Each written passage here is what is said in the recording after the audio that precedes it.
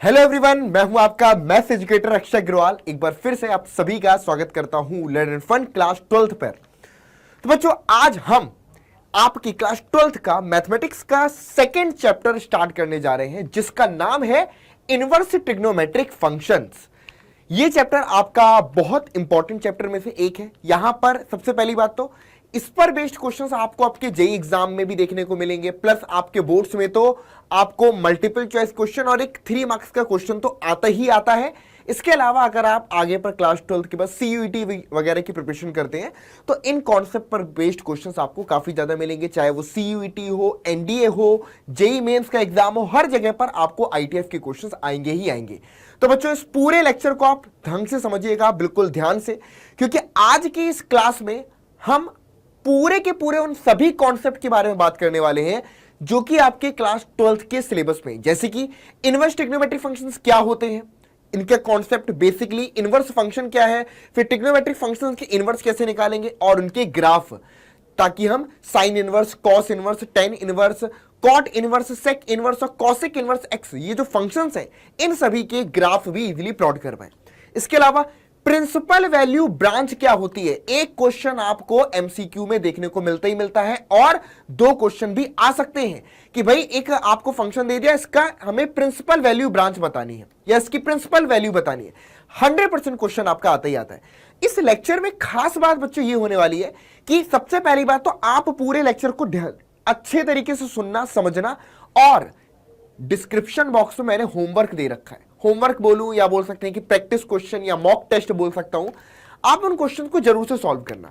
इससे होगा क्या कि जो भी क्लास में पढ़ा आपने कितना समझ में आया, उस तरीके के क्वेश्चंस आपको नीचे डिस्क्रिप्शन बॉक्स में पड़े हुए हैं आपके, तो उसको सॉल्व करने से आपको आइडिया लग जाएगा कि हाँ कितना % समझ में आ गया है। और ये चीज याद रखिएगा कि चीजों को सीखना और उसको एग्जामिन करना कि भाई मुझे कितना आया, ये दोनों ही चीजें इक्विवेलेंट इंपॉर्टेंट होती हैं अच्छे मार्क्स बोर्ड्स में स्कोर करने के लिए। सो गाइस, स्टार्ट करते हैं जल्दी से सेशन को। जिसने भी लाइक नहीं किया हो तो लाइक जरूर से कर देना, और कोई भी इश्यू हो, कोई भी डाउट हो, कमेंट बॉक्स में जरूर से लेकर के आप पूछ सकते हैं। चलिए, तो सबसे पहले बच्चों मैं आपको चैप्टर प्रोग्रेस बता देता हूं कि इस चैप्टर में कौन कौन से टॉपिक है जो हमें पढ़ना है। सबसे पहले ट्रिग्नोमेट्रिक फंक्शंस क्लास 11th में पढ़ा था, तो एक बार उन फंक्शंस को रिकॉल करेंगे, क्योंकि उन्हीं फंक्शंस के इनवर्स फंक्शंस को हमें यहां पर सीखना है। उसके बाद रिस्ट्रिक्शन ऑफ डोमेन क्यों इंपॉर्टेंट है, inverse of sine function, cosine, tangent, cotangent, secant, cosecant, इन सभी के इनवर्स फंक्शन के बारे में अपन बात करने वाले हैं, तो ध्यान से समझना है। चलिए, सबसे पहले बच्चों एक बेसिक चीज समझते हैं कि what is the inverse function.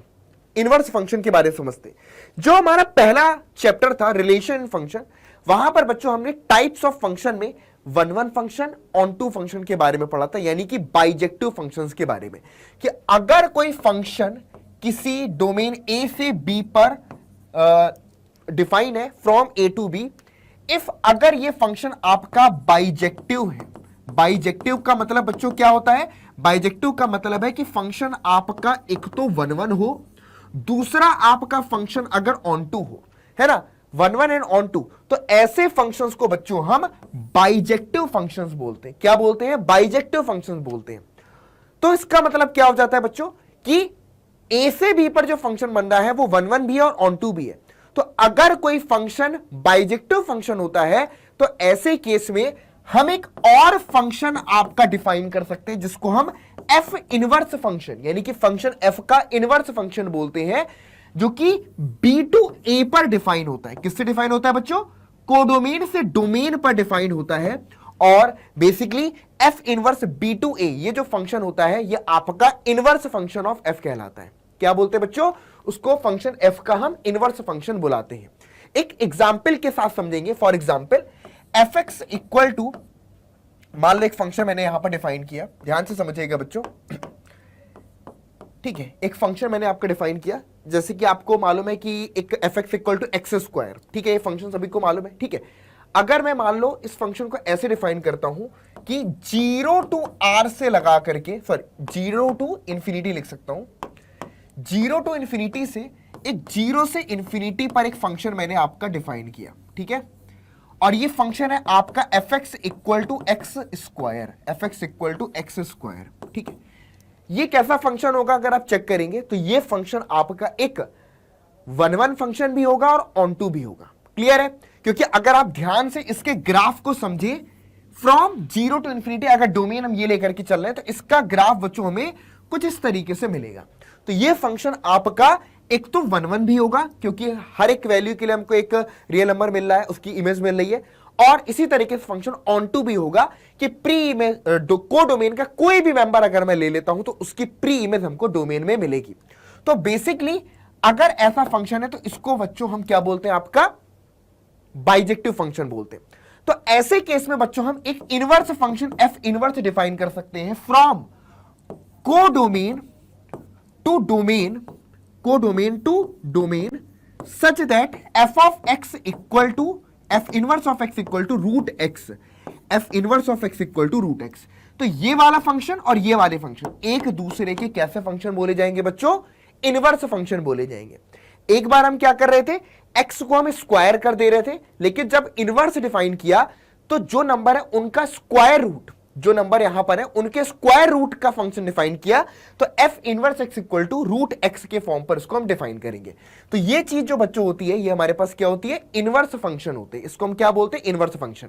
तो अब हम यहां पर ट्रिग्नोमेट्रिक फंक्शन जो कि हम आपका क्लास 11th में पढ़ करके आए थे, उनके इनवर्स फंक्शन को डिफाइन करेंगे। किसको डिफाइन करेंगे, ट्रिग्नोमेट्रिक फंक्शंस के। तो अब पूरा फोकस यहां पर लेकर के आइए।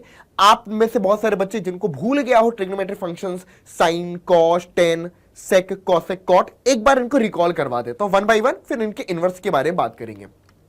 उससे पहले, आगे बढ़ने से पहले, क्लास 12th का बिलीवर बैच बच्चों आप लोग का चल रहा है। तो अगर आप में से कोई भी बच्चा हमारी रेगुलर क्लासेस ज्वाइन करना चाहता हो, रेगुलरली हमसे पढ़ना चाहता हो, तो वो हमारे बिलीवर बैच को ज्वाइन कर सकता है। क्लास 12th का है, और इस बैच को ज्वाइन करने के लिए नीचे दिए गए नंबर पर एक नंबर आपका चल रहा होगा 0124715850, इस पर कॉल या मिस कॉल कर सकते हैं। हमारी टीम आपसे पूरे कोर्स के बारे में इंफॉर्मेशन दे देगी, आपको जो भी इंफॉर्मेशन चाहिए।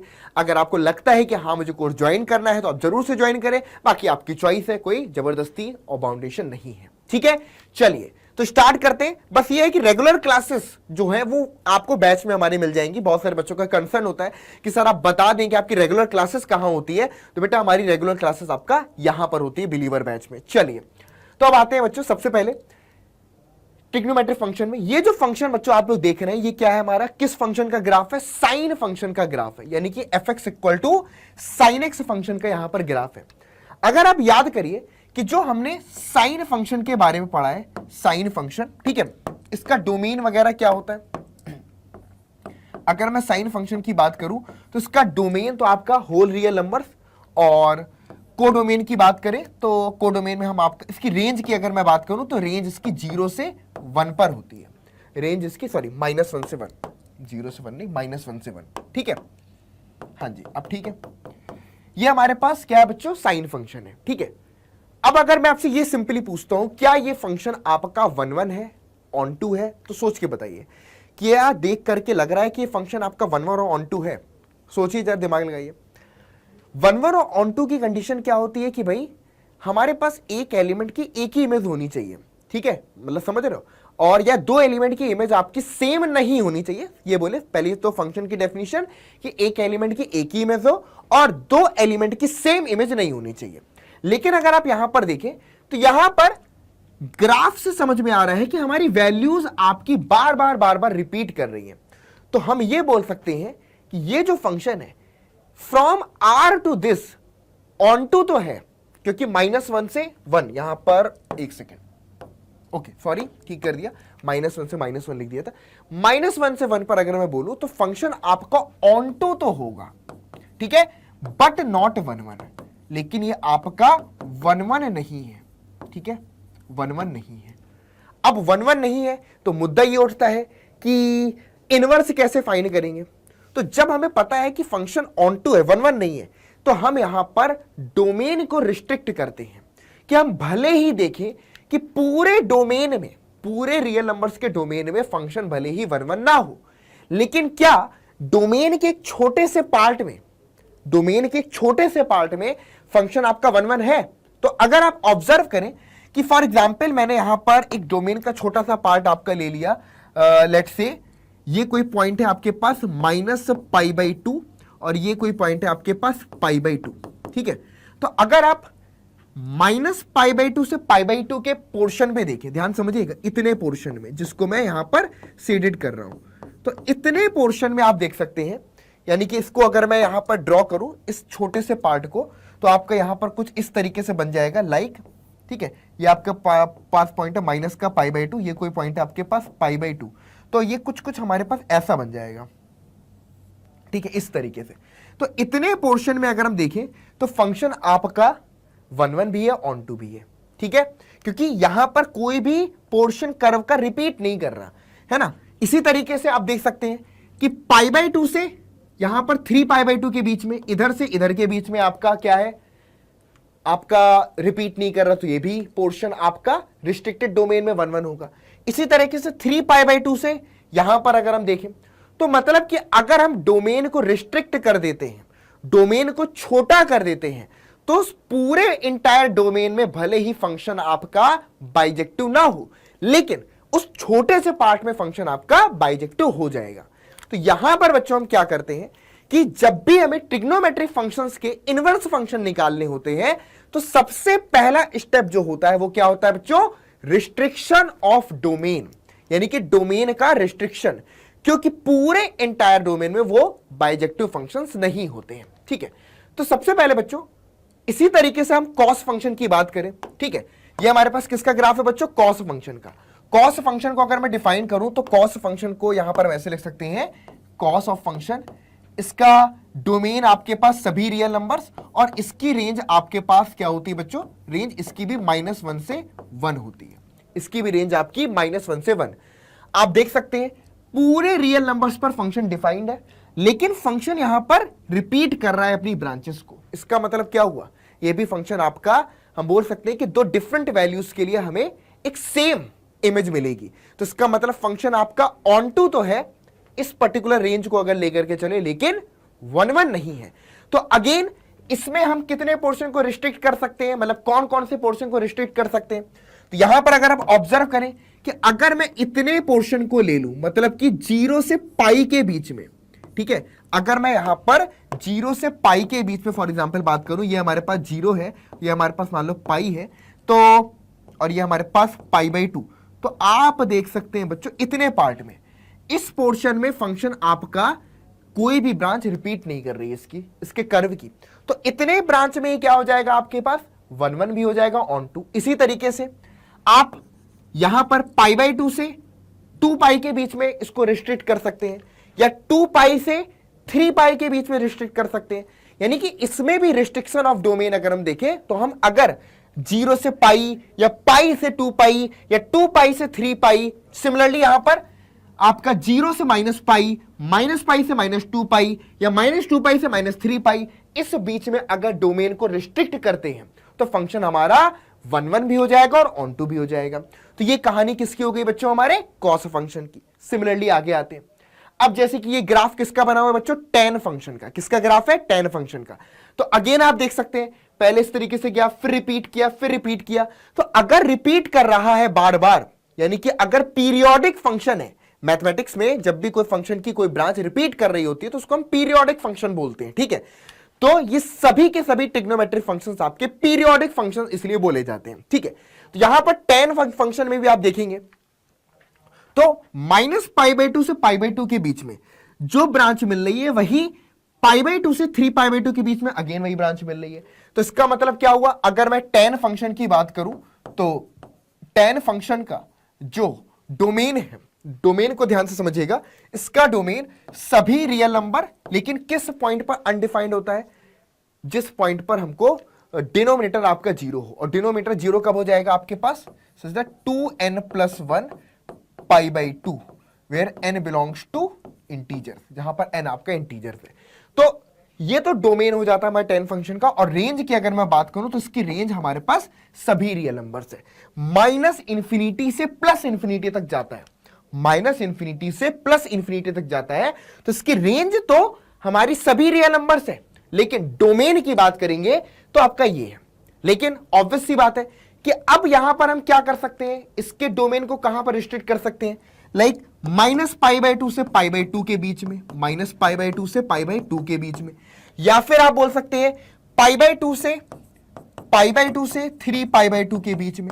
ऐसे हमारी कितनी सारी हमको ब्रांचेस मिल जाएंगी जिसमें अगर हम डोमेन को रिस्ट्रिक्ट कर दें, डोमेन को छोटा कर देते हैं, तो उस ब्रांच पे उतने डोमेन पर फंक्शन हमारा 1 1 हो जाएगा, ऑन टू हो जाएगा। एग्जाम्पल के फॉर्म पर आपने मान लो माइनस पाई बाय 2 से पाई बाय 2 के बीच में रिस्ट्रिक्ट किया, तो ये लाइन मान लो मैं बोल देता हूं कि माइनस में पाई बाय 2 की है और ये लाइन आपके पास मान लो प्लस में पाई बाय 2 की, तो कुछ कुछ इस तरीके से हमको मिल जाएगा। तो अगेन इतने पोर्शन में फंक्शन हमारा 1 1 भी हो जाएगा और ऑन टू भी हो जाएगा। क्लियर है, समझ गए बात। ग्राफिकल नेचर मैंने आपको बताया था कि जब भी हम फंक्शन को चेक करना है कि वो 1 1 है या नहीं है, तो एक्स एक्सिस के पैरेलल लाइन ड्रॉ करो, ठीक है। और अगर एक्स एक्सिस के पैरेलल लाइन जो हम ड्रॉ कर रहे हैं वो फंक्शन को सिर्फ और सिर्फ एक ही फंक्शन के ग्राफ को सिर्फ और सिर्फ एक ही पॉइंट पर कट कर रही है, तो वो हमारे पास फंक्शन आपका 1 1 हो जाता है। तो आप यहां पर उस अप्रोच का इस्तेमाल करके भी समझ सकते हैं कि फंक्शन 1 1 है या नहीं है। क्लियर है, चलिए इसी तरह बच्चों कॉट फंक्शन की बात कर लेते हैं, ठीक है। ये हमारे पास कॉट फंक्शन हो गया। अगेन आप देखेंगे कॉट फंक्शन कहां से कहां पर डिफाइन है, इसका डोमेन r माइनस में n पाई, क्योंकि n पाई यानी कि जब भी पाई का मल्टीपल होगा, पाई 2 पाई 3 pi minus 2 pi minus 3 pi minus 4 पाई, इन सभी पर कॉट फंक्शन अनडिफाइंड होता है। तो डोमेन से हमने n पाई जो भी वैल्यूज इनको बाहर कर दिया और रेंज इसकी सभी रियल नंबर से, है ना। तो ये हमारे पास कॉट फंक्शन का आपका ग्राफ होता है। लेकिन अगेन आप ऑब्जर्व करेंगे ये रिपीट कर रहा है, बार बार क्या कर रहा है बच्चों, रिपीट कर रहा है। तो इसका मतलब क्या हुआ, ये फंक्शन आपका 1 1 नहीं होगा। तो अगेन यहां पर हम क्या करेंगे, इसके डोमेन को रिस्ट्रिक्ट कर सकते हैं, लाइक 0 से पाई के बीच में, या फिर हम पाई से 2 पाई के बीच में, पाई से 2 पाई के बीच में, या फिर इस तरीके से आपका 0 से माइनस पाई के बीच में, 0 से माइनस पाई के बीच में हम अपने फंक्शंस के डोमेन को रिस्ट्रिक्ट कर सकते हैं। इस डोमेन में फंक्शन हमारा 1 1 भी होगा और ऑन टू भी होगा। तो ये रिस्ट्रिक्शन ऑफ डोमेन है, ठीक है। इसी तरीके से यहां पर अगर मैं सेक फंक्शन की बात करूं, सेक फंक्शन का ग्राफ, तो सेक एक्स क्या होता है एक तरीके से अगर मैं बात करूं तो सेक ऑफ एक्स जो होता है वो 1 अपॉन कॉस एक्स के बराबर होता है, ठीक है। तो बेसिकली जो ग्राफ ऑफ सेक फंक्शन होता है वो कुछ कुछ इस तरीके से होता है। क्लियर है, आप देख सकते हैं यहां पर, ठीक है। तो अगेन ये भी फंक्शन आपका 1 1 नहीं होता, ठीक है। तो इसके भी अगर मैं डोमेन को रिस्ट्रिक्ट करूं तो किस पार्ट में रिस्ट्रिक्ट कर सकते हैं, लाइक 0 से पाई के बीच में आप देख सकते हैं, ठीक है। 0 से पाई के बीच में यहां तक गया फिर इधर तक आया, तो इस पोर्शन में फंक्शन हमारा 1 1 हो जाएगा। तो इसके लिए हम 0 से पाई, ठीक है, क्लोज ले सकते हैं यहां पर 0 से पाई, ठीक है, इस डोमेन में रिस्ट्रिक्ट कर सकते हैं। या फिर सिमिलरली हम पाई से 2 पाई के बीच में रिस्ट्रिक्ट कर सकते हैं, पाई से 2 पाई के बीच में रिस्ट्रिक्ट कर सकते हैं, ठीक है। तो यहां पर अगर हम देखें तो इन पोर्शन पे हम डोमेन को रिस्ट्रिक्ट करके आपके पास फंक्शन की वैल्यू निकाल सकते हैं। और लेकिन रेंज में आपको मालूम है कि -1 से 1 ये दो इस इंटरवल की वैल्यूज इसमें इंक्लूड नहीं होती हैं, ठीक है। तो ये हमारे पास सेक इनवर्स फंक्शन का यानी कि सेक फंक्शन के रिस्पेक्ट में रिस्ट्रिक्शन ऑफ डोमेन हो जाएगा। इसी तरीके से कॉसेक की अगर मैं बात करूं तो यहां पर आप देख सकते हैं -π/2 से π/2 के बीच में रिस्ट्रिक्ट किया जा सकता है। किसके बीच में, -π/2 से आपका π/2 के बीच में, है ना। मतलब कि आप यहां पर देख सकते हैं -π/2 ये वाला पोर्शन है, तो इतना पोर्शन हमने इधर का लिया, ठीक है, और इतना पोर्शन हमने यहां का लिया, ठीक है। तो इस पोर्शन में -π/2 से π/2 के पोर्शन के डोमेन में अगर आप देखें तो फंक्शन आपका 1 1 हो जाएगा, ठीक है। सिमिलरली यहां पर भी, ठीक है। तो इस पोर्शन में फंक्शन आपका 1 1 ऑन टू हो सकता है। क्लियर। तो दैट्स व्हाई -π/2 से π/2, π/2 से 3π/2, 3π/2 से 5π/2, इसी तरीके से आगे पर हम बढ़ते चले जाएंगे। तो ये रिस्ट्रिक्शन ऑफ डोमेन हो गया हमारे पास कॉसेक फंक्शन का, ठीक है। तो क्या ये बात समझ में आई कि अगर मैं यहां पर एक टेबल बनाता हूं, ठीक है, अगर मैं यहां पर आपका टेबल बनाऊं तो हमने देखा कि साइन फंक्शन को हम अगर चाहें तो किस पोर्शन में रिस्ट्रिक्ट कर सकते हैं 1 1 ऑन टू बनाने के लिए।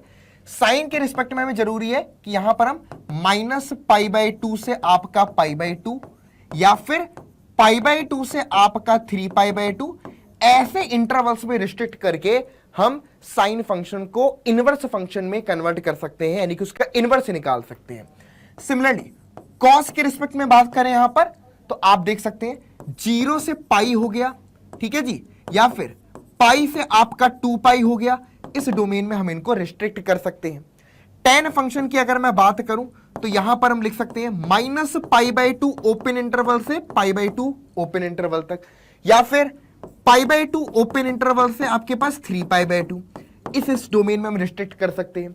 और इसी तरीके से कॉट फंक्शन की बात करूंगा तो ये बन जाएगा आपके पास 0 से पाई या फिर पाई से आपके पास 2 पाई ओपन इंटरवल में, इन डोमेन में, या इसके पहले, है ना, 0 से -π, -π से -2 पाई, इन डोमेन्स में रिस्ट्रिक्ट कर सकते हैं। सिमिलरली हम सेक हो गया और कॉसेक हो गया, इन सभी के रिस्ट्रिक्शन और डोमेन पर बात कर सकते हैं। क्लियर है, ये बात समझ में आई? तो अब यहां पर क्या मुद्दा बनता है कि अगर हम डोमेन को रिस्ट्रिक्ट करें तो फंक्शन 1 1 ऑन 2 हो जाएगा। तो अब बारी आती है कि भाई अगर 1 1 ऑन 2 हो गया तो अब इनवर्स फंक्शन हम यहां पर क्या कर सकते हैं, डिफाइन कर सकते हैं। क्या कर सकते हैं? इनवर्स फंक्शन को डिफाइन कर सकते हैं। तो अब हम 1 बाय 1 इनवर्स फंक्शंस को डिफाइन करेंगे। और इनवर्स फंक्शन के समय पर होता क्या है, जो रेंज होती है, ध्यान समझिएगा, इनवर्स फंक्शन के केस में क्या होगा, ये जो डोमेन और रेंज है ये आपस में अपनी पोजीशन बदल लेंगे। ठीक है, यानी कि अगर ये किसी फंक्शन का डोमेन ये है, रेंज कुछ है, तो इनवर्स फंक्शन में रेंज हमारी बन जाएगी डोमेन और डोमेन बन जाएगा हमारा रेंज। डोमेन उसके लिए क्या बन जाएगा बच्चों, हमारे रेंज बन जाएगा। तो इस तरीके से पहले तो हमारा कन्वर्जन होगा, क्या, डोमेन बदलेगा रेंज में, रेंज बदलेगा डोमेन में। तो अब हम क्या करेंगे, यही चीज करने वाले हैं। तो पूरे ध्यान से समझते चलिएगा एक एक पॉइंट को, फिर हम आगे बढ़ते हैं। चलिए सुनाओ। सबसे पहले, as we can observe trigonometric functions are not 1 1 in entire domain. सबसे पहली चीज हमने क्या सीखी कि पूरे इंटायर डोमेन में ये 1 1 नहीं होता है। Thus, in entire domain, we cannot find out inverse of trigonometric function. इसलिए पूरे इंटायर डोमेन में इसका इनवर्स फाइंड नहीं किया जा सकता। तीसरा point, to find out the inverse we must cut the domain. हमें डोमेन को कट करना पड़ेगा। डू मेक फंक्शंस 1 1, फंक्शंस को 1 1 बनाने के लिए this is done by domain restriction. और ये प्रोसेस जो होती है इसको हम डोमेन रिस्ट्रिक्शन बोलते हैं, यानी कि डोमेन को रिस्ट्रिक्ट कर देना एक जगह पे। ठीक है, डोमेन को छोटा कर देना, डोमेन को कट कर देना। क्लियर हो गई बात? समझ में आई कि नहीं आई? यहां तक क्लियर है? बोलो हाँ या ना। तो जल्दी से एक बार फटाफट से सेशन को लाइक कर दीजिए। ठीक है, और अभी जो मैं क्वेश्चंस कराऊंगा तो और बेटर तरीके से तुम्हें चीजें समझ में आएंगी, क्लियरिटी एकदम से आएगी। चलिए सुनाओ। सबसे पहले अब इनवर्स ऑफ साइन फंक्शन पर बात करते हैं। ठीक है, इनवर्स ऑफ साइन फंक्शन पर। तो ये साइन फंक्शन पूरा का पूरा बना है। तो जैसे कि मैंने बच्चों बताया कि साइन फंक्शन का इनवर्स निकालने के लिए हम डोमेन को रिस्ट्रिक्ट करेंगे। कहां से? ये हो गया माइनस में π/2 से π/2 के बीच में। ठीक है, -π/2। तो यहां पर 1 बाय 1 डिफाइन करूंगा। सबसे पहले साइन फंक्शन लिखूंगा जो कि आपका डिफाइन होगा। अब देखो, अब यहां पर एक इंपॉर्टेंट चीज, एक बार बार एक हम चीज का इस्तेमाल करते हैं, इसको हम बोलते हैं प्रिंसिपल वैल्यू ब्रांच या प्रिंसिपल ब्रांच। तो बेसिकली बच्चों ये जो -π/2 से π/2 हो गया, यानी कि जो यहां पर मैंने आपको बताया, इनमें से अगर मैं बात करूं ये वाले जो पॉइंट होते हैं, ठीक है, हालांकि हम डोमेन को किसी भी जगह पर रिस्ट्रिक्ट कर सकते हैं। ठीक है, लेकिन -π/2 से π/2 या 0 से पाई कॉस के लिए, tan के लिए -π/2 से π/2, कॉट के लिए 0 से पाई, सेक के लिए अगर मैं यहां पर लिखूं 0 से पाई, लेकिन π/2 को अगर हम छोड़ दें, और इसी के लिए कॉसेक के रिस्पेक्ट में अगर मैं बोलूं तो क्लोज इंटरवल -π/2 से आपका π/2, लेकिन यहां पर हम आपका पाई को अगर छोड़ दें, सॉरी 0 को अगर यहां पर छोड़ दें। ठीक है, तो यहां पर ये जो डोमेन होते हैं इनको हम प्रिंसिपल ब्रांच बुलाते हैं। इनको हम क्या बुलाते हैं? Principal branch. आपके सिलेबस में जो जिस डोमेन के पार्ट को रिस्ट्रिक्ट किया गया है, डोमेन को जहां पर हम रिस्ट्रिक्ट करके पढ़ने वाले हैं, वो एक तरीके से हमारे पास फंक्शंस की प्रिंसिपल ब्रांच कहलाती है। उसको हम क्या बोलते हैं? प्रिंसिपल ब्रांच बोलते हैं। तो यहां पर अब हम अपने पूरे डोमेन को जो जो प्रिंसिपल ब्रांच है सिर्फ और सिर्फ वहीं पर रिस्ट्रिक्ट करेंगे। और वो प्रिंसिपल ब्रांच क्या है? 1 बाय 1 हम यहां पर जब जब हम इनवर्स फंक्शन डिफाइन करने वाले हैं तो वहां पर हम आपको एक्सप्लेन करते चलेंगे कि इसको प्रिंसिपल ब्रांच बोला जाता है। ठीक है, तो जैसे कि यहां पर बच्चों अगर मैं बात करूं हाँ जी, ठीक है, आ जाइए। तो यहां पर देखें साइन फंक्शन है। अब मैंने यहां पर इसके डोमेन को रिस्ट्रिक्ट किया आपका -π/2 से आपका π/2, और रेंज हमने इसकी रखी आपके पास सभी रियल नंबर्स। ठीक है, क्लियर है? रेंज हमने क्या रख दी बच्चों, सॉरी रेंज में -1 से 1, सॉरी रेंज आपकी -1 से 1। साइन फंक्शन की रेंज -1 से 1 ही होती है। ठीक है, तो अब साइन इनवर्स फंक्शन जो डिफाइंड होगा वो कहां से होगा बच्चों, रेंज बन जाएगा क्या, डोमेन, यानी कि -1 से 1 पर, और डोमेन बन जाएगा क्या आपके पास, रेंज, यानी कि आपके पास -π/2 से π/2। तो सबसे पहले आपके सामने आ चुका है साइन इनवर्स फंक्शन का डोमेन, साइन इनवर्स फंक्शन का डोमेन आ गया। ठीक है, और इसकी रेंज आ गई, इसकी हमारी रेंज आ गई, है ना। लेकिन ये रेंज जो है इसको हम, है ना, रेंज आपकी हो कुछ भी सकती थी, लेकिन हमने स्पेसिफिक सिर्फ इस ब्रांच को लिया है, तो इसको हम प्रिंसिपल ब्रांच बोलते हैं एक तरीके से। क्या बोलते हैं बच्चों, इसको हम यहां की प्रिंसिपल ब्रांच बोलते हैं, मुख्य शाखा, है ना। अब जरूरी थोड़ी है कि अगर मान लो मैंने 10 स्कूल ओपन कर लिए, ठीक है, हमने 10 स्कूल ओपन कर लिए, हर 10 स्कूल में हमने क्या रखा हुआ है, एक कोऑर्डिनेटर रखा हुआ है जो पूरे स्कूल को मैनेज कर रहा है, पूरे स्कूल को मैनेज कर रहा है, अलग अलग स्कूल को मैनेज कर रहा है।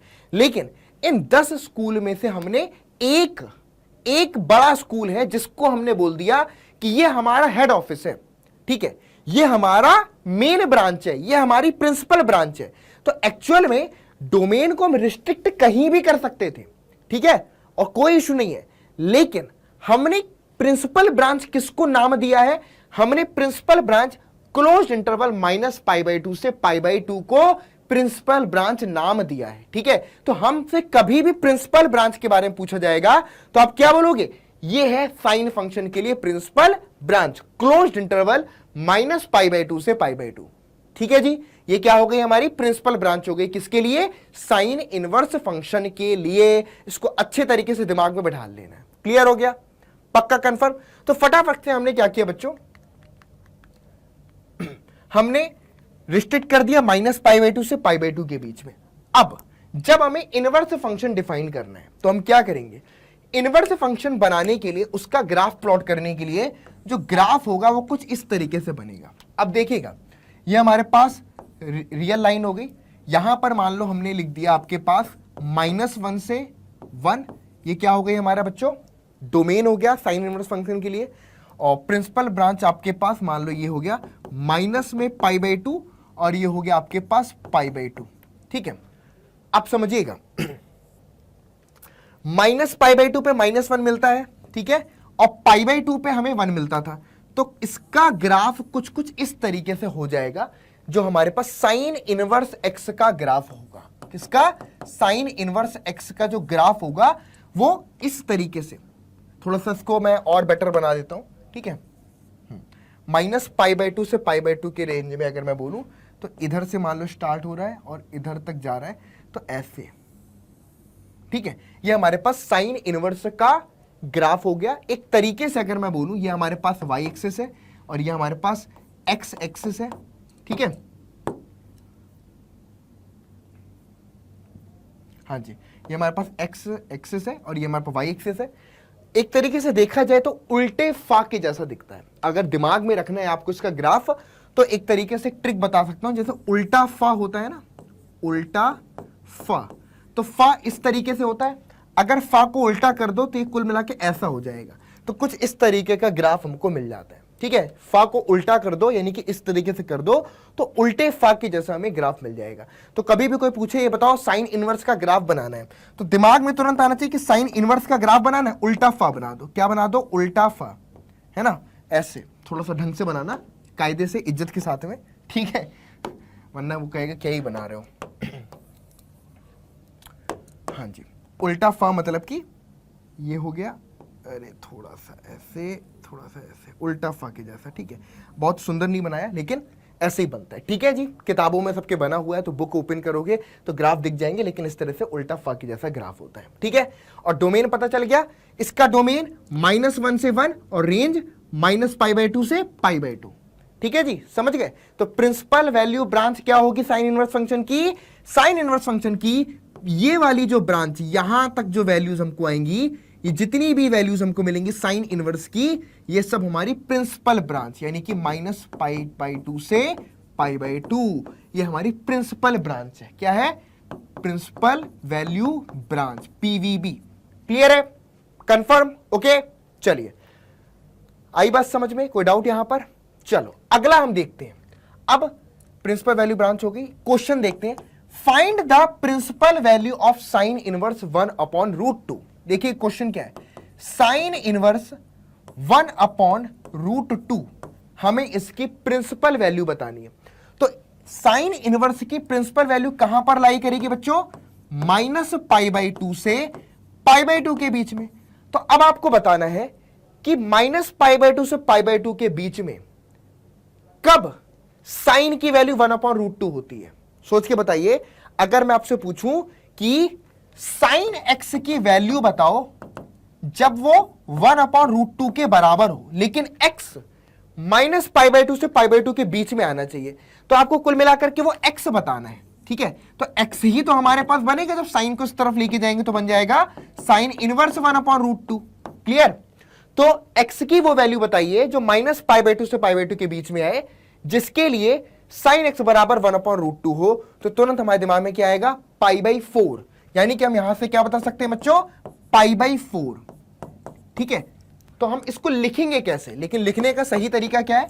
लिखने का सही तरीका हम ऐसे भी लिख सकते हैं कि साइन इनवर्स हो गया बच्चों और 1/√2 है, तो हम इसको इस तरह से लिख सकते हैं, एक तरीके से साइन π/4, साइन π/4। और इनवर्स फंक्शन और ये एक दूसरे के क्या होते हैं? एक दूसरे को आइडेंटिटी में कन्वर्ट कर देते हैं। तो ये हमारे पास, आपके पास π/4 के बराबर आ जाता है। तो हमारा आंसर कितना आ जाएगा बच्चों? यहां पर π/4। क्लियर है? ठीक है, यहां पर आंसर कितना आ जाएगा? π/4 के बराबर। तो तुरंत दिमाग में ये बत्ती जलनी चाहिए कि साइन एक्स की वैल्यू 1/√2 कब होगी? जब एक्स हमारा इसमें बिलोंग करे। तो एक्स की वो वैल्यू निकाली, वही आपका आंसर π/4। ठीक है, आई बात समझ में? क्लियर है? चलिए एक एग्जांपल और दे देता हूं। फॉर एग्जांपल मैंने आपसे पूछ लिया, यहीं पर क्वेश्चन है, what is the principal branch of sine inverse. यहीं पर क्वेश्चन पूछता हूं, फटाफट से आंसर करना। ठीक है, यहीं पर क्वेश्चन पूछता हूं, फटाफट से आंसर करिएगा। बताइए, साइन इनवर्स 0, ठीक है, sine inverse 1, sine inverse 1/2, sine inverse √3/2। फटाफट से बताओ, जल्दी जल्दी। साइन इनवर्स 0 कब होता है? साइन इनवर्स 0 कब होगा? अगर -π/2 से π/2 के बीच में देखें तो एक्स की किस वैल्यू के लिए हमको 0 मिलता है? साइन 0 की वैल्यू 0 होती है, तो 0 हो गया। 1 कब मिलेगा? साइन एक्स बराबर 1 कब होता है? एक्स बराबर π/2 पर। ठीक है, तो आपके पास π/2 पर मिल गया। साइन इनवर्स 1/2 कब होगा? 1/2 यानी कि π/6। साइन π/6 की वैल्यू 1/2 होती है, इसमें बिलोंग करता है, तो यहां पर आंसर क्या हो जाएगा आपके पास? π/6। साइन की वैल्यू √3/2 कब होती है? जब होता है हमारे पास π/3, तो यहां पर हमारे पास क्या आ गया? π/3। तो इस तरीके से इजीली हम यहां पर निकाल सकते हैं। साइन इनवर्स 0 का वैल्यू 0, ये सभी प्रिंसिपल वैल्यूज हैं, इनको हम क्या बुलाते हैं? प्रिंसिपल वैल्यूज बुलाते हैं। तो जो भी फंक्शंस की वैल्यू इस डोमेन में लाई करेंगी साइन इनवर्स के लिए, वो हमारे पास प्रिंसिपल वैल्यू बोली जाएंगी। क्या बोलेंगे? प्रिंसिपल वैल्यूज बोली जाएंगी। क्लियर हो गया? आई बात समझ में? कंफर्म? चलो अच्छा, एक क्वेश्चन और पूछता हूं, यहां पर बताना, थोड़ा सा टेस्ट यहां पर आप लोग के लिए जरूरी है। कमेंट बॉक्स में आंसर जरूर किया करो। ठीक है, अगर मैं आपसे पूछूं कि साइन इनवर्स -1/2, तो बताइए कब होगा? साइन इनवर्स -1/2 कब मिलेगा? सोचिए, -π/2 से π/2 के बीच में किस वैल्यू के लिए हमको साइन की वैल्यू -1/2 मिलती है? तो सिंपली आंसर यहां से कितना आ जाएगा? दिमाग लगाओ, पढ़ा है ना कि साइन -x बराबर माइनस साइन x, तो उस लॉजिक से भी अगर आप देखो तो मिल जाएगा। क्या हो जाएगा? जी हाँ, माइनस में π/6, साइन -π/6 की वैल्यू जो होती है वो आपके पास -1/2। इसी तरीके से अगर मैं यहां पर साइन इनवर्स माइनस में √3/2 रख देता हूं तो क्या आ जाएगा? साइन इनवर्स माइनस में √3/2। बताओ, साइन इनवर्स माइनस में √3/2। अगेन ये कितना हो जाएगा, माइनस में π/3 के बराबर, क्योंकि साइन माइनस π/3 की वैल्यू याद है ना कि साइन माइनस π/3 जो होता है वो माइनस में साइन π/3 के बराबर होता है, यानी कि माइनस में √3/2 के बराबर। तो माइनस √3/2 की प्रिंसिपल वैल्यू हमको माइनस का π/3 मिल जाएगी। क्या मिल जाएगी, माइनस का π/3। तो ये हमारे पास इसकी प्रिंसिपल वैल्यूज निकल के आती हैं। क्लियर है, सॉर्टेड, कूल है, बहुत बढ़िया। आगे पर आते हैं। नेक्स्ट फंक्शन हमारे पास क्या है बच्चों, कोसाइन फंक्शन। क्या है, कोसाइन फंक्शन। कोसाइन फंक्शन को हमने कहां पर रिस्ट्रिक्ट किया था, जैसे कि कॉस फंक्शन है तो ये आपका रियल नंबर्स के डोमेन से कहां पर जाता है, -1 से 1 पर। हमने क्या किया, कॉस इनवर्स के रिस्पेक्ट में करने के लिए डोमेन को पहले तो रिस्ट्रिक्ट किया। तो डोमेन को रिस्ट्रिक्ट करेंगे कहां से कहां पर, पहले तो -1 से 1 इसकी रेंज यहां से डोमेन बन गई, और इसको रिस्ट्रिक्ट किया हमने आपका 0 से π पर। तो ये हमारे पास प्रिंसिपल वैल्यू ब्रांच है, ये हमारे पास इसकी प्रिंसिपल वैल्यू ब्रांच है, दैट इज कॉस इनवर्स -1 से 1 क्लोज इंटरवल से 0 से π पर डिफाइंड होगा, और ये इसकी प्रिंसिपल वैल्यू ब्रांच है। क्या है बच्चों, प्रिंसिपल वैल्यू ब्रांच। और ग्राफ में अगर हम यहां से देखें, देख सकते हो ये वाला पोर्शन, ठीक है, इसको रेड पेन से अगर मेंशन करूं, ये वाले पोर्शन को अगर आप देखो तो इतने पोर्शन में जो ग्राफ बन रहा है इतना, ठीक है, इतना, ये वाला जो ग्राफ, ये वाला जो ग्राफ है, ठीक है, ये हमारे पास प्रिंसिपल ब्रांच है। कूल है। सो अगर हमें इसका ग्राफ प्लॉट करना है तो यहां पर सिंपली आप देख सकते हैं कि जब मैं कॉस फंक्शन को रिस्ट्रिक्ट कर रहा हूं आपका 0 से π से कहां पर, -1 से 1 पर, तो ग्राफ हमारे पास कितना बन रहा है बच्चों, नोट करिएगा, ये हमारे पास 0, ये हमारे पास π, तो कुल मिलाकर के, और ये हमारे पास π/2, तो कुछ इस तरीके से आ रहा है। ठीक है जी। अब अगर मैं कॉस इनवर्स को डिफाइन करूं, क्या करूं, कॉस इनवर्स को, तो क्या बनेगा यहां से, -1 से 1 पर, और रेंज क्या हो गई आपके पास, 0 से π। क्लियर। तो यहां पर ग्राफ क्या बनेगा कॉस इनवर्स का, थोड़ा सा ध्यान से समझिएगा, यहां पर कॉस इनवर्स का ग्राफ क्या बनेगा। देखो ये आपके पास क्या हो गया, डोमेन हो गया, तो यहां पर -1 हो गया इधर पे, और +1 हो गया आपका इधर पे, 0 यहां पर होगा, π/2 यहां पर होगा, और π यहां पर। ठीक है, 0 π/2 π यहां पर। ठीक है, आपको पता है कि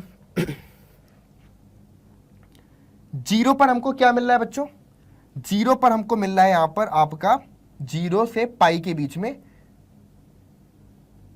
तो ऐसा कुछ आ जाएगा। ठीक है, इसका ग्राफ जो बनेगा वो कुल मिलाकर के ऐसा बनेगा।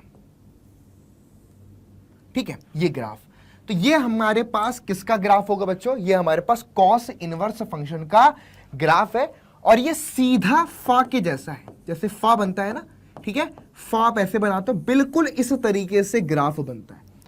तो साइन इनवर्स उल्टा फा था, कॉस इनवर्स आपका सीधा फा के जैसा बन रहा है। ठीक है, जैसे सीधा फा बनता है ना, बिल्कुल इस तरीके से, तो ये ऐसा ग्राफ बनेगा, π/2 पे 0। ठीक है, तो ये बन गया हमारे पास, इस तरीके से ग्राफ हमारे पास निकल करके आएगा आपका कॉस इनवर्स का। दिमाग में ट्रिक भी रखनी है, साइन इनवर्स उल्टा फा, कॉस इनवर्स सीधा फा, लेकिन कॉस इनवर्स का जो ग्राफ है पूरा का पूरा 0 से ऊपर पे बनना है, यानी कि 0 से π के बीच में। ठीक है, और साइन इनवर्स का क्या बनना था, -π/2 से π/2, यानी कि आधा नीचे आधा ऊपर। समझ गए, 0 से आधा नीचे था, 0 से आधा ऊपर था, लेकिन ये पूरा का पूरा 0 से ऊपर पे बन रहा है। क्लियर है, आई बात समझ में। तो इसका मतलब क्या हुआ कि यहां पर हमें जो भी वैल्यूज मिलने वाली है सभी पॉजिटिव वैल्यूज मिलेंगी। कॉस इनवर्स की जितनी भी वैल्यूज हमको मिलेंगी सबकी सब क्या होंगी बच्चों, पॉजिटिव होंगी, लेकिन साइन इनवर्स की निगेटिव और पॉजिटिव दोनों ही हमको मिल सकती हैं। क्लियर है, ये हमारे पास बन गया। आई बात समझ में। चलो अब नेक्स्ट पे आते हैं, इससे रिलेटेड एक क्वेश्चन देखते हैं। Find the principal value of the following. लिखा हुआ है कॉस इनवर्स 1/√3 नहीं होगा,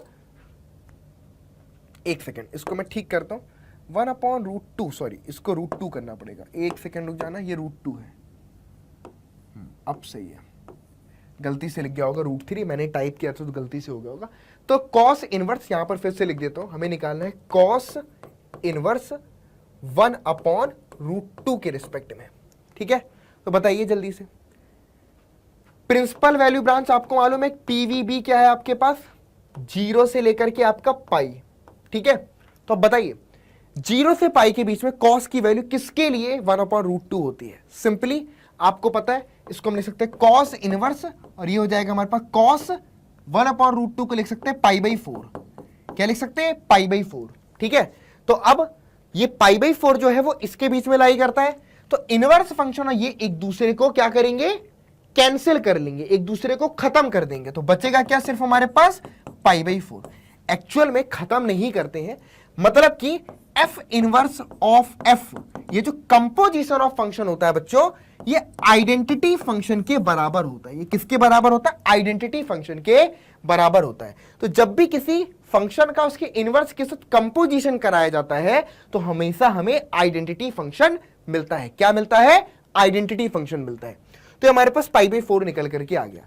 तो अब इसी तरीके से आप सभी वैल्यूज और भी यहां पर बता सकते हैं, जैसे कि कॉस इनवर्स आपके पास 1/2 है, कॉस इनवर्स 1/2 है, तो तुरंत दिमाग की बत्ती जलेगी, क्या लिखेंगे, कॉस इनवर्स 1/2, तो दिमाग लगाओ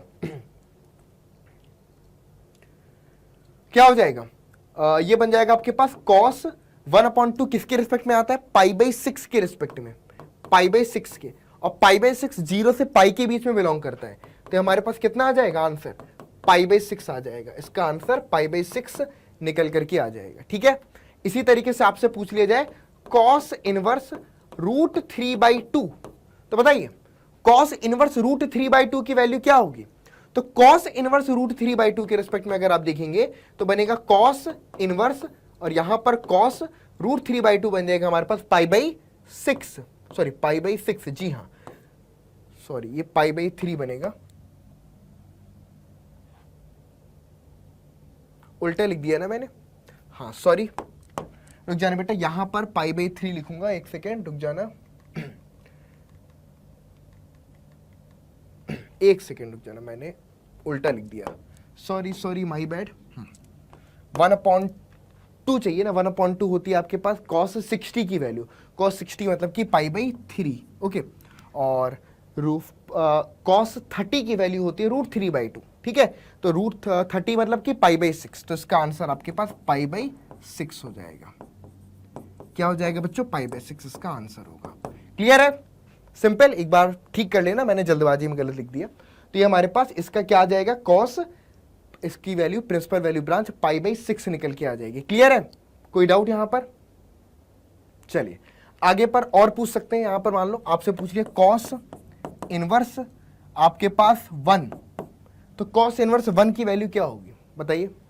कॉस इनवर्स 1 अगर आपसे देखिए तो सिंपली हो जाएगा आपके पास कॉस इनवर्स, और 1 हमको मिलता है आपका 0 पे, तो ये हमारे पास कॉस 0 पे, और ये हमको आ जाएगा 0 आंसर। ठीक है, सिमिलरली अगर मैं कॉस इनवर्स -1 के केस में देखूं तो कॉस इनवर्स -1 क्या हो जाएगा आपके पास, कॉस इनवर्स कॉस पाई, तो हमारे पास आंसर कितना आ जाएगा आपके पास, पाई आ जाएगा। और इसी तरह बाकी ब्रांचेस के लिए भी हम निकाल सकते हैं, -1 से 1 के बीच में जितनी भी वैल्यूज आ रही है। क्लियर है, कोई डाउट यहां पर, चलिए हाँ जी। अब बात करते हैं बच्चों टेंजेंट फंक्शन के बारे में, यानी कि tan फंक्शन के बारे में। तो ये tan फंक्शन हो गया, अब यहां पर आप इसका ग्राफ देख सकते हैं। तो सबसे पहले tan फंक्शन के अगर मैं डोमेन को रिस्ट्रिक्ट करता हूं तो कहां से कहां पर, यहां पर अगर मैं बात करूं -π/2 से π/2 पर मैंने रिस्ट्रिक्ट किया, और रेंज इसकी रखी हमने सभी रियल नंबर्स।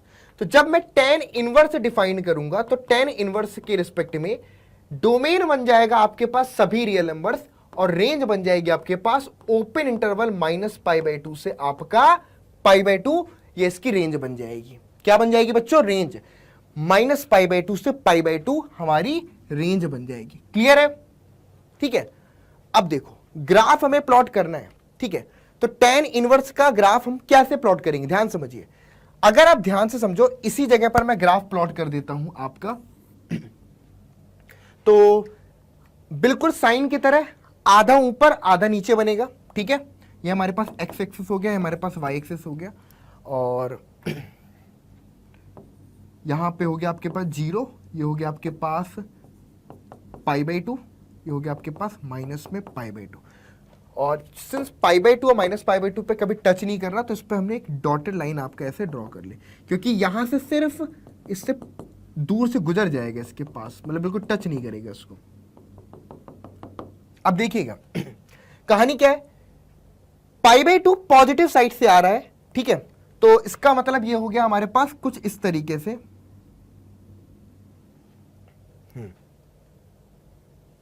ऐसा, ये इस तरीके से हमको ग्राफ मिल जाएगा आपके पास tan का, ठीक है जी, देख सकते हैं बच्चों, यानी कि माइनस π/2 आपका निगेटिव साइड से आ रहा है, यहां पर आप देख सकते हैं निगेटिव तरफ पे, तो इसलिए हमने यहां पर निगेटिव से लेकर के आए, और π/2 में ये पॉजिटिव डायरेक्शन में जा रहा है, तो π/2 को हमने पॉजिटिव डायरेक्शन में, एक तरीके से अगर आप देखो तो सिंपली मैंने बस ये जो π/2 है इसको हमने y एक्सिस में ले लिया, π/2 से माइनस π/2, और बाकी हमने जो इसका वो था उसको हमने x एक्सिस कन्वर्ट कर लिया। तो ये हमारे पास जो ग्राफ है बच्चों, ये हमारे पास एक तरीके से किसका ग्राफ है, tan इनवर्स का। इसको हम बोलते हैं बच्चों लेटा हुआ फा, लेटा हुआ फा, यानी कि अगर आप फा को लेटा दें, सोचो फा को अगर आप लेटा दें और थोड़ा सा रिवर्स कर दें, तो कुछ कुछ ऐसे ही ग्राफ बन जाएगा, यानी कि ऐसे करके लेटा दिया है ना, लेटा हुआ फा हम एक तरीके से बोल सकते हैं, कुछ कुछ ऐसे ही दिखता है ना। अगर आपसे बोले कि फा लिखना है लेट करके, तो आप ऐसे लिखोगे, ऐसे फा, है ना, आपसे फा बोलवाए तो आप ऐसे लिखोगे ना, ऐसे ही तो लिखोगे फा, तो एक तरीके से लेटा हुआ फा है, ठीक है, लेटा हुआ फा मतलब कि ये इस तरीके का ग्राफ बनेगा, ठीक है। तो आधा आपका 0 से ऊपर π/2 तक और नीचे आधा माइनस π/2 तक, तो ये हमारे पास tan इनवर्स फंक्शन का ग्राफ होता है। किसका ग्राफ होता है, tan इनवर्स फंक्शन का। क्लियर है, चलिए अब जैसे कि यहां पर हमारे पास क्वेश्चन है एक तो बहुत ही बढ़िया शानदार अच्छा सा क्वेश्चन है, tan inverse 1 cos inverse minus का 1/2 प्लस में साइन इनवर्स आपके पास माइनस का 1/2, ये हमारे पास गिवन है, ठीक है, और ये प्लस कुछ भी नहीं है, ये प्लस कुछ भी नहीं है, इसको हटा देते हैं, इसकी वैल्यू बस हमें निकालनी है। देखो तो सबसे पहले अगर मैं आपसे पूछूं कि tan इनवर्स 1 के रिस्पेक्ट में बताइए, tan इनवर्स 1, तो tan इनवर्स की वैल्यू 1 कब होती है, tan इनवर्स की वैल्यू 1 कब होगी, ठीक है, ध्यान समझिए, tan π/4, सिंपल। तो यहां से हम इसको क्या लिख सकते हैं आपके पास, tan इनवर्स tan π/4, तो यहां से हमको क्या मिल जाएगा, π/4 मिलेगी, ठीक है। तो tan इनवर्स 1 के केस में हमको क्या मिला, π/4। अब इधर पे देखना, यहां पर समझ रहे, cos इनवर्स माइनस में 1/2, ध्यान से समझे ना, cos इनवर्स माइनस में 1/2 है, तो उसको हम क्या लिख सकते हैं, हमें मालूम है कि 0 से पाई के बीच में लाई करना चाहिए, तो हम इसको ऐसे लिखेंगे cos इनवर्स, ठीक है, और यहां पर cos पाई माइनस में अगर मैं देखूं तो 1/2 हमारे पास होता है π/3, पाई माइनस में π/3। आप बताइए बच्चों cos पाई माइनस में π/3 किसके बराबर होता है, याद है, cos पाई माइनस में π/3 आपके पास माइनस में cos π/3 के बराबर, और माइनस में cos π/3, cos π/3 मतलब कि cos 60, तो आपके पास 1/2, तो माइनस का 1/2। क्लियर है, तो इसका मतलब क्या हुआ, ये हमारे पास आएगा आपके पास cos इनवर्स, और यहां पर cos पाई माइनस का π/3 यानी कि 3 पाई माइनस का पाई, यानी कि आपके पास 2 π/3, कितना बनेगा, 2 π/3। तो यहां से हमको निकल के आ जाएगा आपके पास 2 π/3, किसकी वैल्यू, cos इनवर्स माइनस में 1/2 की वैल्यू, क्योंकि याद रखना है कि cos इनवर्स की प्रिंसिपल वैल्यू ब्रांच आपके पास 0 से पाई है, तो जो भी वैल्यू आपको यहां पर अंदर पे -1/2 किसी की भी लिखनी है, 0 से पाई के बीच ही लिखनी है, इसलिए हमने इसको cos पाई माइनस का π/3 लिखा, जो कि 0 से पाई के बीच में लाई करेगा और 2 π/3 के बराबर होगा। क्लियर है, चलिए अब इसी तरीके से अगर मैं यहां पर साइन इनवर्स माइनस में 1/2 के रिस्पेक्ट में बात करूं, तो इसको हम सिंपली लिख सकते हैं आपके पास साइन इनवर्स ब्रैकेट क्लोज, फिर यहां पर साइन और इसको लिखेंगे माइनस में आपके पास π/6, ठीक है। तो यह हमारे पास आ जाएगा माइनस में π/6। कितना आ जाएगा? माइनस में π/6, और माइनस π/2 से π/2 के बीच में बिलोंग करता है, तो माइनस π/6। ये हमको वैल्यूज निकल के आ गई। एक तरफ मिला π/4, इधर से मिला 2π/3, और इधर से मिला माइनस का π/6। तीनों को ऐड कर दो, तो तीनों को अगर हम ऐड कर देते तो कितना आ जाएगा? π/4, ठीक है, उसके बाद 2π/3, 2π/3 और माइनस में π/6। चलिए, तो बन गया हमारे पास 12। 4 3 जा तो 3π बन गया, और 3 4 जा तो 4 2 जा 8π बन गया, और 6 2 जा तो माइनस का 2π बन गया। तो यहां से हमारे पास कितना बना? 3π से 2π, तो ये बना 9π/12। 9π/12 3 से डिवाइड करेंगे तो 3π/4। तो आंसर हमारे पास 3π/4 निकल के आएगा, ठीक है। ये काफी अच्छा क्वेश्चन था, इस तरह के क्वेश्चन आपके पेपर में आ सकते हैं। तो इसका आंसर आपके पास 3π/4 निकल के आएगा। कितना आएगा बच्चों? 3π/4। नोट कर लीजिए, 3π/4 हमारे पास इसका आपका वैल्यू निकल करके आएगी, ठीक है। चलिए, आई बात समझ में? कोई क्लियर है? कोई डाउट? चैनल को लाइक, शेयर और सब्सक्राइब करना बिल्कुल मत भूलिएगा, ठीक है। और ऐसे ही क्वेश्चंस तुमको होमवर्क में डिस्क्रिप्शन बॉक्स में दे रहे हैं, तो जो भी होमवर्क है जरूर से क्वेश्चंस को सॉल्व करना। जब क्वेश्चंस की प्रैक्टिस करोगे तब तुम्हें क्लैरिटी ऑफ माइंड आएगी, तुम बेटर तरीके से चीजों को सॉल्व कर पाओगे, ठीक है। चलिए आगे पर बात करते हैं बच्चों कोटेंजेंट फंक्शन के बारे में, ठीक है, यानी कि कॉट फंक्शन के इनवर्स के बारे में, ठीक है। तो यहां पर अगर हम देखें तो कॉट फंक्शन का हमने डोमेन किस चीज में रिस्ट्रिक्ट किया? आपका डोमेन रिस्ट्रिक्ट किया हमने इसका आपका 0 से π से, और रेंज क्या रखी? सभी रियल नंबर्स। तो जब हम कॉट इनवर्स की बात करेंगे तो ये क्या हो जाएगा? कॉट इनवर्स के केस में रेंज डोमेन हमारे पास सभी रियल नंबर्स, और रेंज हमारे पास ओपन इंटरवल 0 से π बन जाएगा। कितना बन जाएगा? ओपन इंटरवल 0 से π। क्लियर है? आ जाओ। तो अब इसका ग्राफ अगर हमें प्लॉट करना है तो कुल मिलाकर के ऐसे बनेगा। ये हमारे पास एक्स एक्सिस हो गया, ये हमारे पास वाई। तो पूरा का पूरा ग्राफ हमारा ऊपर की ओर बनने वाला है, क्योंकि रेंज 0 से π के बीच में है। चलो, ये एक्स एक्सिस हो गया, ये आपके पास वाई एक्सिस, ये हमारे पास 0 है, ठीक है। और यहां से मान लो हो गया π/2, और ये हो गया आपके पास π। 0 से π हमने रेंज ले ली, ठीक है, और रियल नंबर सभी रियल नंबर इसका डोमेन में ले लिया। अब ध्यान से समझिए, आपको पता है कि अगर आप 0 से π के बीच में देखेंगे तो पॉजिटिव साइड से π/2 पर आ रहा है, ठीक है, और जब भी π पर जा रहा है तो नेगेटिव जा रहा है। तो कुल मिलाकर के ग्राफ कुछ ऐसा आएगा।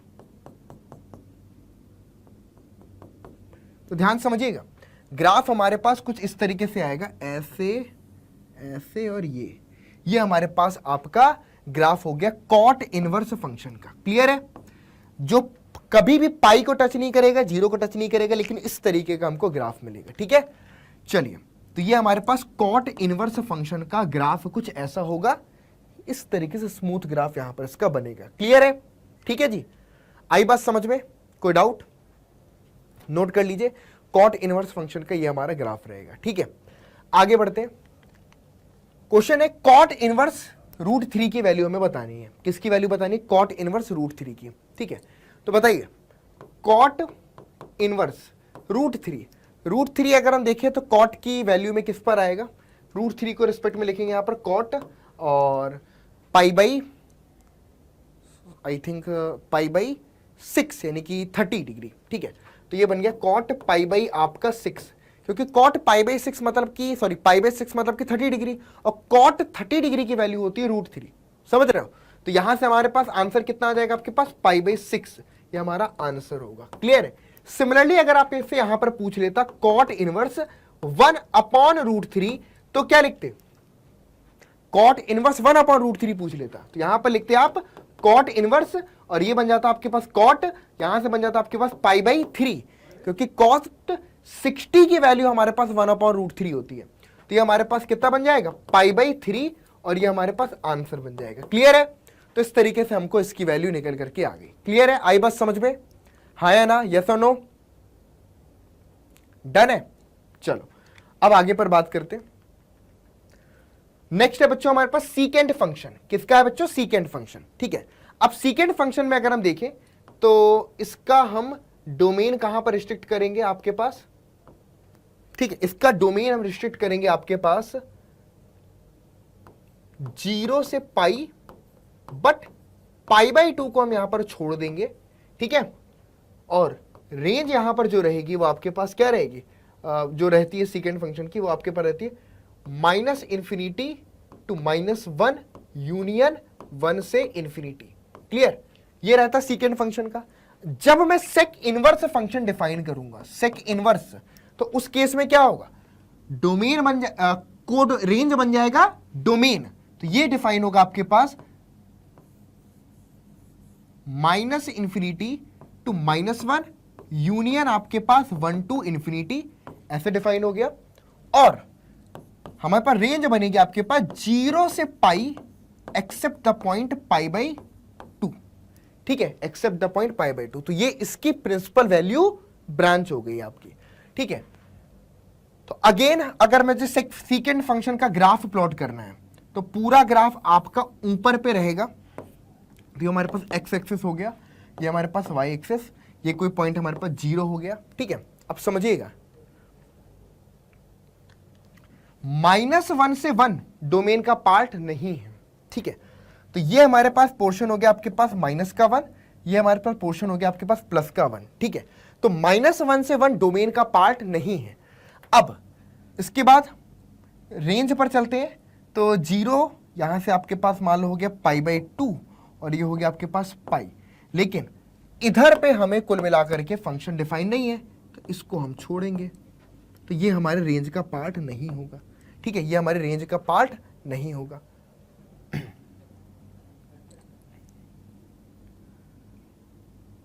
तो कहानी क्या हो जाएगी बच्चों, ध्यान समझिए।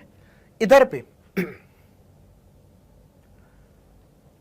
ये जो 0 है, 0 पर जब हम आते हैं तो क्या होता है? ये आपका पॉजिटिव साइड से आ रहा होता है। ठीक है, 0 पर जब हम आते हैं तो पॉजिटिव साइड से आ रहा होता है। तो कुल मिलाकर के अगर मैं इसका ग्राफ प्लॉट करूं तो ग्राफ इसका कैसे बनेगा?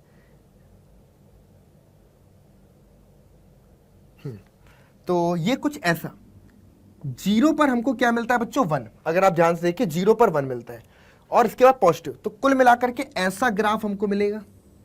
ठीक है, ये मिलेगा। और उसके अलावा जो पाई है, पाई को अगर हम देखें तो पाई पर हमको कितना मिल रहा है बच्चों? -1। ठीक है, तो ये कोई पॉइंट होगा हमारे पास और इधर से हमारे पास ऐसे निकल जाएगा, है ना। तो मतलब कुल मिलाकर के ये बात है कि जब आपने यहां पर खड़े होकर के बॉल को फेंका, इधर से इधर पे खड़े होकर के बॉल को यहां फेंका, बॉल इधर पे टप्पा खाएगी और ऐसे निकल जाएगी। फिर बॉल को आपने इधर पर यहां फेंका तो ऐसे टप्पा खा के ऐसे निकल गई। तो कुल मिलाकर के ट्रिक है याद करने की कि मान लो आपको π/2 पर खड़ा कर दिया जाए और आपसे बोला जाए कि आपको बॉल फेंकनी है, आप बॉल ऐसे फेंकोगे, यूं टप्पा खा करके चली जाएगी। आप बॉल को इधर फेंकोगे, टप्पा खा करके ऐसे निकल जाएगी। तो ये जो ग्राफ आपको दिख रहा है, ये ग्राफ अगर आप देखें तो पाई पर निगेटिव साइड से आ रहा, तो निगेटिव साइड पर चला गया और इसकी वैल्यू हमारे पास -1 है। तो -1 पर हमें पाई मिल गया। ठीक है, -1 पर एग्जैक्टली पाई और इधर चला गया। तो ये हमारे पास सेक इनवर्स फंक्शन का आपका ग्राफ है। क्लियर है? सेक इनवर्स फंक्शन का ये हमारा ग्राफ होगा। क्लियर है? समझ में आ रहा है? ओके, तो ये सेक इनवर्स फंक्शन का आपका ग्राफ है। चलिए, अब इसी तरीके से मान लो क्वेश्चन है हमारे पास सेक इनवर्स 2/√3। ठीक है बच्चों, सेक इनवर्स 2/√3। तो सीधे सीधे दिमाग लगाओ, सेक इनवर्स। अब देखना 2/√3 कब मिलेगा? सेक 2/√3 का मतलब हो गया आपके पास π/6। ठीक है, सेक π/6 की वैल्यू, तो सेक π/6 हमारे पास 2/√3 के बराबर होता है। तो हमारा आंसर कितना आ गया आपके पास? π/6। क्लियर है? सिंपल। और इसी तरीके से अगर मैं आपसे पूछूं कि सेक इनवर्स 1/2 की वैल्यू, तो आप लिखोगे यहां पर सेक इनवर्स और ये बन जाएगा सेक π/3, सॉरी सेक इनवर्स 2 लिखूंगा यहां पर। ठीक है, 1/2 नहीं होगा, 2। ठीक है, सेक इनवर्स 2। तो अगर मैं पूछूं कि सेक इनवर्स 2 की वैल्यू क्या होगी, तो sec inverse sec pi by 3 की जो वैल्यू होती है वो 2 के बराबर होती है। ठीक है, तो यहां से आपके पास आंसर पाई बाई 3 निकल के आ जाएगा। कितना आ जाएगा? Pi by 3। ठीक है, क्लियर है? आई बात समझ में? तो इस तरीके से हम यहां पर सेक इनवर्स फंक्शन की प्रिंसिपल वैल्यू ब्रांच, तो इसकी प्रिंसिपल वैल्यू ब्रांच समझ में आ गई। इसकी जो प्रिंसिपल वैल्यू ब्रांच है वो ये है, 0 से पाई क्लोज इंटरवल और पाई बाई 2 को इसमें बाहर रखा जाएगा, पाई बाई 2 डोमेन का पार्ट नहीं होगा। क्लियर है? आई बात समझ में? चलो अब लास्ट वाला और देख लेते हैं बच्चों, जो कि हमारे पास कोसिकेंट फंक्शन। कैसा बच्चों? कोसिकेंट, यानी कि कॉसेक फंक्शन। तो कॉसेक फंक्शन को अगर मैं यहां पर डोमेन को रिस्ट्रिक्ट करता हूं तो कॉसेक फंक्शन किससे डिफाइन होगा? आपके पास आपका closed interval minus pi by 2 से pi by 2 except the point आपका 0 इसका पार्ट नहीं होगा। ठीक है, ठीक है, 0 इसका पार्ट नहीं होगा। रेंज क्या होगी आपके पास?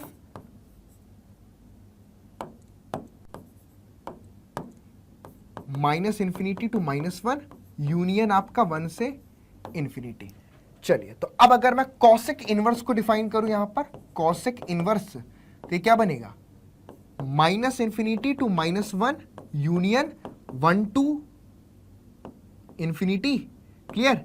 और यहां पर आपके पास -π/2 से π/2 और यहां पर एक्सेप्ट द पॉइंट आपके पास 0 बस डोमेन का पार्ट नहीं होगा। तो ये हमारे पास कॉसेक इनवर्स का डोमेन ये हो गया, रेंज आपके पास ये हो गया। क्लियर? अब अगर इसका ग्राफ प्लॉट करना है तो देखिए बच्चों, ठीक है, आधा ऊपर आधा नीचे, तो ये हमारे पास एक्स एक्सिस, ठीक है, और ये हमारे पास आपका वाई एक्सिस। ये हमारे पास कोई पॉइंट हो गया -1, ये कोई पॉइंट हो गया हमारे पास 1, और ऊपर पे रखा हमने π/2 और नीचे पे रखा हमने बच्चों माइनस का π/2। क्लियर? अब समझिएगा, साइन π/2 की वैल्यू कितनी होती है? सॉरी, साइन 1 की वैल्यू कितनी होगी बच्चों? π/2। ठीक है, और साइन -π/2 की वैल्यू कितनी होगी आपके पास? -1। तो ये जो फंक्शन का ग्राफ बनेगा कुछ इस तरीके से बनेगा। ठीक है, अगर आप देखें तो π/2 जो है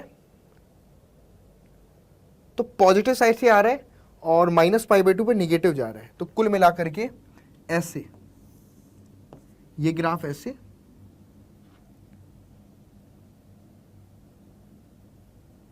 और ये ग्राफ ऐसे। ठीक है, ये कुल मिला के ग्राफ हमको कुछ इस तरीके से मिलेगा। ठीक है, तो ये हमारे पास ग्राफ हो गया 1 पे π/2, और जैसे जैसे हम 1 की बड़ी वैल्यू करते जा रहे हैं, ठीक है, 1 से बड़ी पे जा रहे हैं तो प्लस इन्फिनिटी पर जा रहा होगा। ठीक है, और जब 1 से हम -1 से छोटी वैल्यू करते जा रहे हैं तो -∞ पर मूव करते जा रहे हैं। ये हमारे पास आपका जो ग्राफ है, ये किसका ग्राफ है बच्चों? कॉसेक इनवर्स का ग्राफ है। किसका ग्राफ है? कॉसेक इनवर्स का। आधा नीचे है, आधा ऊपर है। क्लियर है? और इस तरीके से हमें यहाँ पर इसका ग्राफ मिल गया। यहाँ पर 0 पर खड़ा होकर के आप बॉल को ऐसे फेंक रहे हैं तो बॉल ऐसे निकल गई, फिर नीचे की ओर फेंका तो बॉल ऐसे निकल गई। जैसे टप्पा खाने वाली बात मैंने बताई, क्या आपने बॉल को ऐसे ऐसे ऐसे फेंका, टप्पा खा के यूं चली गई।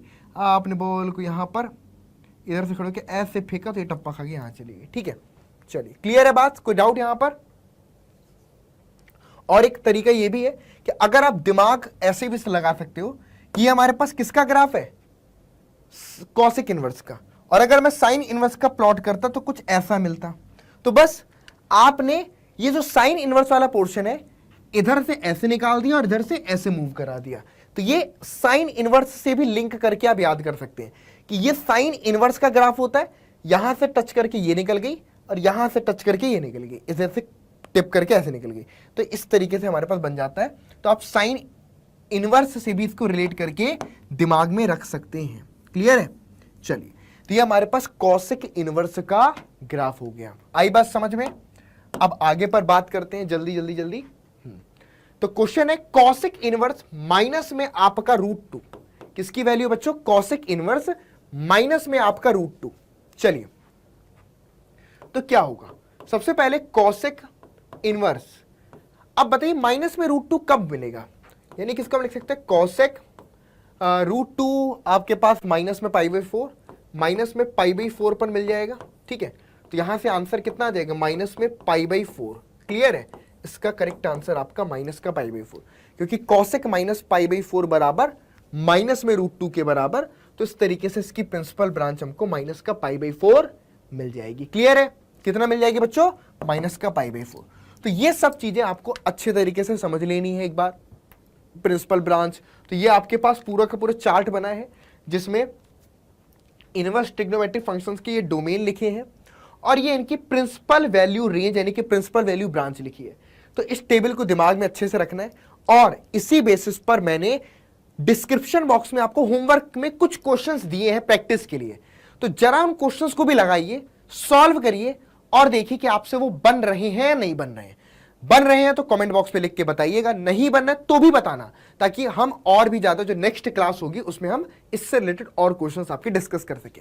चलिए बच्चों, तो मिलते हैं आपकी नेक्स्ट क्लास में। उससे पहले बिलीवर क्लास 12th में अगर आपको हमारी रेगुलर क्लासेस लेनी है तो आप हमारे बिलीवर बैच को ज्वाइन कर सकते हैं।